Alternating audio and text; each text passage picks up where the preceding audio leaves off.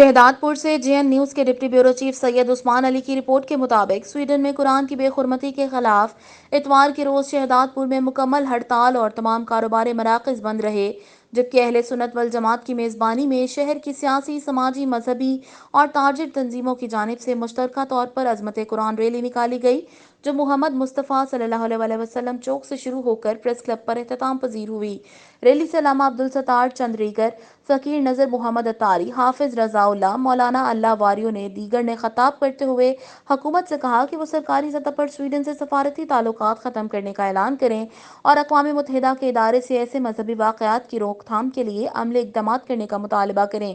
इस मौका पर शुरका ने स्वीडन मसनूआत के बायकॉट का अज़्म भी किया। रैली में तमाम मकतबा फ़िक्र के उलमाए कराम, सियासी, समाजी और ताजी रहनुमाओं के अलावा आवाम ने बड़ी तादाद में शिरकत की।